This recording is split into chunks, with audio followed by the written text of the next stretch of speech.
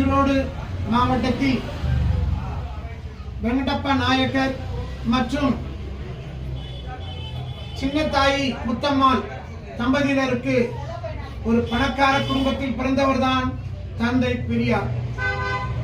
தந்தை பெரியார் அவர்கள் ஈகை குணமும் சமத்துவ சமுதாய எண்ணமும் இதயத்தில் வலுவாக பெற்றவர். சுதந்திர இந்தியாவில் 1922, 23, 24, 25 4 ஆண்டு காலம் காங்கிரஸ் மெட்ராஸ் பிராவின்ஸ் உடைய தலைவராக இருந்தார். அவர் காங்கிரஸ் தலைவராக இருக்கின்ற பொழுது அண்ணல் அம்பேத்கர், அண்ணல் காந்தி அவர்களை முழு மனதுடன் ஏற்றுக்கொண்டு அவர் மது ஒழிப்பை கொள்கையாக பிரகடனம் படித்த பொழுது